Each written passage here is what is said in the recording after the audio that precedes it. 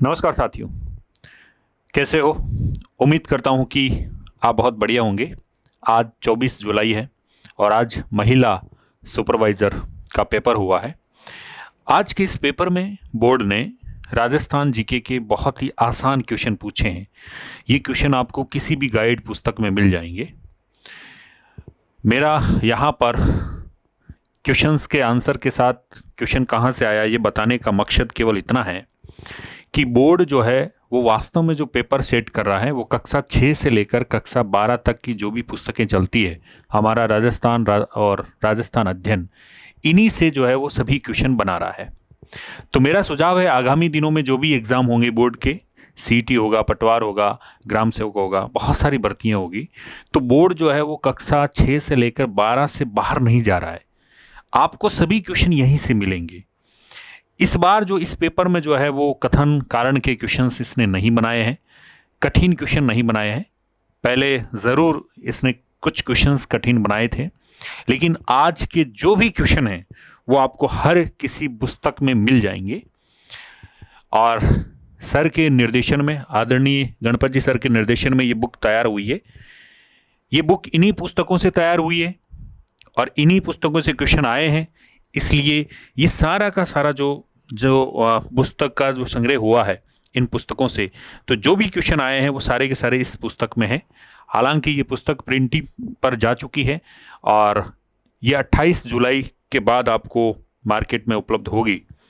तो यहाँ पर मैंने केवल पेज नंबर लिखे हैं, पेज मैंने सम्मिलित यहाँ पर नहीं किए हैं।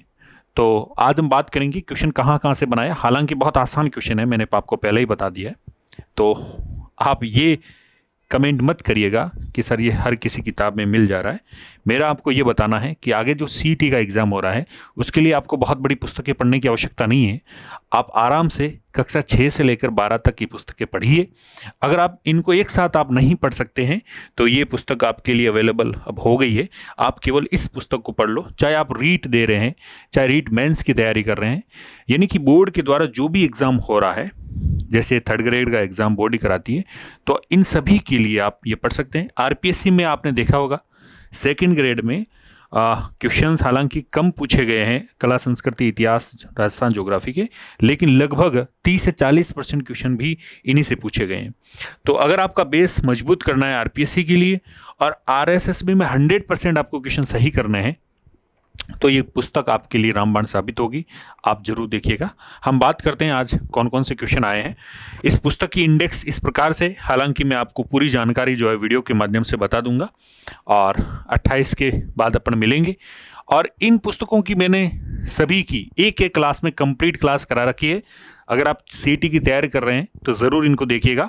ये 10वीं क्लास कंप्लीट है 12 घंटे में, और ये 9th क्लास है, ये 6th क्लास है, और 7th क्लास का वीडियो आपको कुछ ही दिनों में मिल जाएगा। उसके बाद 8वीं का लेके आएंगे, उसके बाद 11वीं 12वीं 1 by 1 आता रहेगा। क्वेश्चन था कि निम्नलिखित शासकों को काल क्रमानुसार व्यवस्थित करना था। तो मेरा एक सुझाव है कि राजस्थान का इतिहास पढ़ें तो बहुत बड़ा इतिहास है। आप बहुत सारे राजाओं के नाम याद नहीं रख सकते, कालक्रम याद नहीं रख सकते, तो पहला ही चैप्टर है क्लास 10th में, छोटा सा चैप्टर है, आप उसको पढ़ लीजिएगा, उससे बाहर नहीं जाएगा। और यहाँ पर जो क्वेश्चन बनाया गया है वो यहीं से लिया गया है। आप जाएंगे यहाँ पर पेज नंबर 16-17 पर, हमारी जो पुस्तक है उसके 29-30 नंबर पर आपको ये मिलेगा। तो ये बहुत आसान सा है। सबसे पहले यहाँ पर अजय राज है, उसके बाद अर्णोराज है, उसके बाद देखें तो विग्रह राज चतुर्थ है, उसके बाद बात करें तो यहाँ पर राय सिंह है। तो क्वेश्चन यहीं से बनाया गया है ना। तो सबसे पहले यहाँ पर हो गया सी, उसके बाद बी हो गया, उसके बाद ए हो गया, उसके बाद डी हो गया, CBAD है ना, CBAD, यानी कि तीसरा नंबर इसका बिल्कुल करेक्ट आंसर जाएगा। ठीक है, आइए आगे बढ़ते हैं नेक्स्ट क्वेश्चन की ओर। अगला है सूची 1 को सूची 2 से मिलान करना है। डीडवाना झील जो है वो डीडवाना कुचामन में है, पहले ये नागौर में थी, नवीन जिला बन गया है। तो याद रखिएगा 41 जिलों के अनुसार भी क्वेश्चन अब आने लग गए हैं। तो आप क्लास 6 में जाएंगे तो ये 41 जिलों के अनुसार है, मैंने पूरा पढ़ा रखा है, आप ज़रूर इसको पढ़िएगा, नई जिलों के अनुसार है ना। और बात करें हम रामगढ़ तो जयपुर हो गई है, उसके बाद हम जोधपुर की बात करें बालसमंद हो गई, और ये लूण करणसर हो गई बीकानेर की। तो एक का संबंध 4 से है, एक का संबंध 4 1 से ही है, तो तीसरा ऑप्शन आपका बिल्कुल इसमें करेक्ट हो जाएगा। और आप क्लास 6 में 39 पेज पे जाएंगे तो बड़ा स्पष्ट लिखा हुआ है। अपनी इस पुस्तक में 380 नंबर पेज पे आपको मिल जाएगा। अगला है कोट किले हैं, फोर्ट, इनका सुमेलन करना है आपको।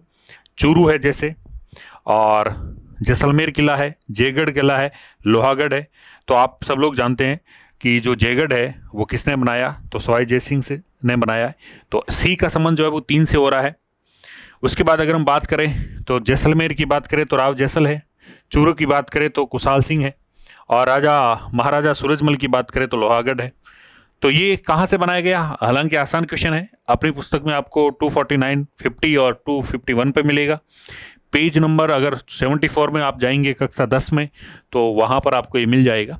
तो इस प्रकार से इसका सुमेलन करना था।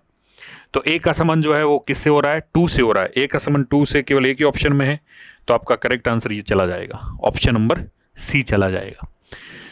नेक्स्ट क्वेश्चन आपके सामने, बीकानेर के राठौड़ शासकों की कुलदेवी जो है वो करणी माता मंदिर कहाँ है। ये 6 क्लास में भी है, 10th क्लास में भी लिखा हुआ है, डिटेल से लिखा हुआ है। देशनोक में आसान सा क्वेश्चन है, हर कोई किताब में मिल जाएगा, लेकिन मूल आधार बोर्ड का यही रहता है कि वो 10वीं क्लास से पूछे। तो आप 43 नंबर, अपनी इस पुस्तक में आप 214 नंबर पे जाएंगे तो आपको मिल जाएगा। पटेलिया बिछिया, ये बहुत बार एग्जाम में पूछा हुआ है, बहुत बार आपको याद हो गया होगा क्या है। तो ये लोक गीत है, और कहाँ पर है, तो पेज नंबर ये 86 पे आपको बड़ा स्पष्ट लिखा हुआ है। ये भी याद रखना, मेवाड़ क्षेत्र का ये प्रसिद्ध लोकगीत है ये, पटेलिया बिछिया लालर माछर नौखिला, है ना। 86 पे मिलेगा। अपनी जो पुस्तक है उसमें 279 पे मिलेगा। 16वीं शताब्दी में किसने पद्मावत की रचना की है, 10वीं क्लास में अपने बहुत स्पष्ट रूप से पढ़ा था, मलिक मोहम्मद जायसी है ना।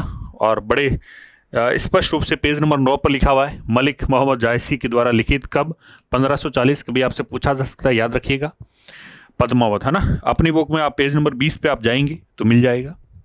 नकी झील अवस्थित है तो कहाँ पर है, तो बहुत आसान सा क्वेश्चन है, इसका नाम अब आबू राज कर दिया है, माउंट आबू। तो ये भी लिखा हुआ है कहाँ पर, बड़े स्पष्ट शब्दों में लिखा हुआ है, पेज नंबर 124 में, अपनी किताब में 317 पे मिल जाएगा, है ना।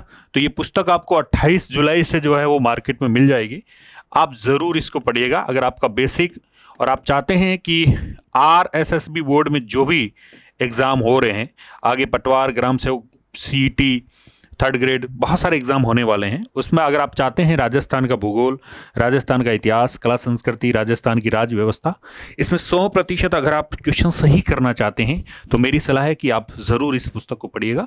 और आप जब पढ़ेंगे तो आपको वास्तव में लगेगा कि जो बोर्ड जैसे क्वेश्चन पूछना चाह रहा है वैसे ही आ रहा है। कल आलोक राज जी ने ज़रूर कहा है, ये भी कहा है कि क्वेश्चंस जो है वो सोचने समझने वाले जैसे हम बनाएंगे, कथन, निष्कर्ष, कारण, अभिकथन, ऐसे बनाएंगे।